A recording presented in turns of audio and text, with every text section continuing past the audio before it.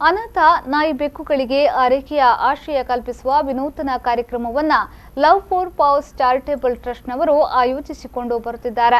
ಇಂದು ದೇಸಿ ನಾಯಿ ಮತ್ತು ಬೆಕ್ಕಿನ ಮರಿಗಳನ್ನು ದತ್ತು ಕೊಡುವ ಕಾರ್ಯಕ್ರಮ ನಗರದ ಮಲ್ಲಿಕಟ್ಟೆಯ ಕಾಂಗ್ರೆಸ್ ಕಚೇರಿಯ ಪಾರ್ಕಿಂಗ್ ಬಳಿ ಹಮ್ಮಿಕೊಳ್ಳಲಾಗಿತ್ತು. ಅನಾಥ ನಾಯಿ ಬೆಕ್ಕುಗಳಿಗೆ ಆಶ್ರಯ ಕಲ್ಪಿಸುವ ಉದ್ದೇಶದಿಂದ ಮಂಗಳೂರು ನಗರದ ವಿವಿಧೆಡೆ ಈ ಶಿಬಿರಗಳನ್ನು ಲವ್ ಫಾರ್ ಪಾವ್ಸ್ ಚಾರಿಟೇಬಲ್ ಟ್ರಸ್ಟ್ ಆಯೋಜಿಸಿಕೊಂಡು ಬಂದಿದೆ.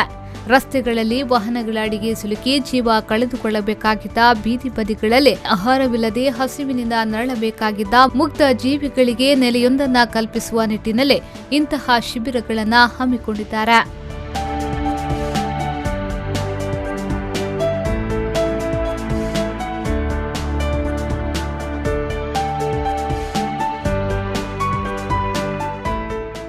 ಈ ಸಂದರ್ಭ ಮಾತನಾಡಿದ ಟ್ರಸ್ಟಿ ಉಷಾ ತಾರನಾಥ್ ಅವರು, ಇದೀಗ 9ನೇ ದಿನದ ಶಿಬಿರ ನಡೆಯುತ್ತಿದೆ.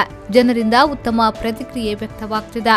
ಮಾತ್ರವಲ್ಲದೆ ಜನರಿಗೆ ಶಿಬಿರದ ಬಗ್ಗೆ ಮನವರಿಕೆಯಾಗಿದೆ. ಹೆಣ್ಣು ನಾಯಿ ಮರಿಗಳನ್ನು ದತ್ತು ಸ್ವೀಕಾರ ಮಾಡುತ್ತಿದ್ದಾರೆ. ದೇಸಿ ನಾಯಿಗಳಿಗೆ ಹೆಚ್ಚಿನ ಒತ್ತು ನೀಡಬೇಕು ಎಂದು ಹೇಳಿದರು. ಇವತ್ತಿನ ದಿನ ಕೂಡ ನಮಗೆ ಒಳ್ಳೆ ರೆಸ್ಪಾನ್ಸ್ ಇದೆ. ಜನರು ಬರ್ತಾ ಇದ್ದಾರೆ, ಆದಷ್ಟು ಫಿಮೇಲನ್ನು ಅಡಾಪ್ಟ್ ಮಾಡ್ತಾ ಇದ್ದಾರೆ. ತುಂಬ ಸಂತೋಷ. ಯಾಕೆಂದರೆ ಜನರಿಗೆ ಈಗ ಮನವರಿಕೆ ಆಗ್ತಾ ಇದೆ.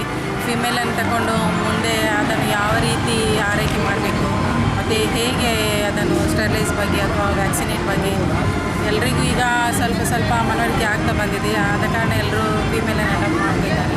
ತುಂಬ ಸಂತೋಷ ಆಗ್ತದೆ. ಅದು ಇನ್ನಷ್ಟು ಕೂಡ ಇದು ಮುಂದುವರಿಲಿ.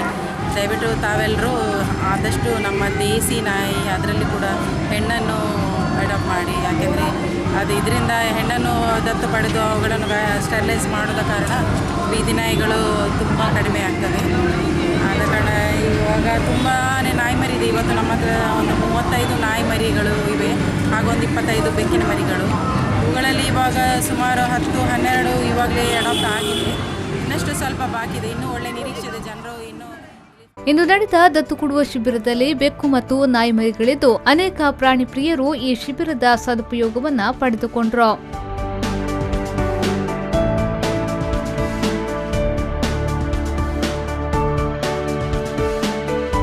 ಈ ಸಂದರ್ಭ ಟ್ರಸ್ಟಿ ವೀಣಾ ಮೋಹನ್, ವೆಲಿಟಾ, ರೇಟಾ, ಶೋಭಿತಾ, ಬಿಂದು, ತ್ರಿಷಾ ಮತ್ತಿತರರು ಪಾಲ್ಗೊಂಡಿದ್ರು.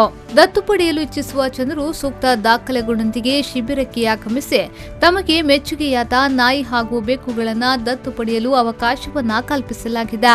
ದತ್ತು ಪಡೆದ ನಾಯಿ ಅಥವಾ ಬೆಕ್ಕಿನ ಮರಿಗಳ ವರದಿಯನ್ನ ತಿಂಗಳಿಗೊಮ್ಮೆ ನೀಡಬೇಕಾಗುತ್ತದೆ.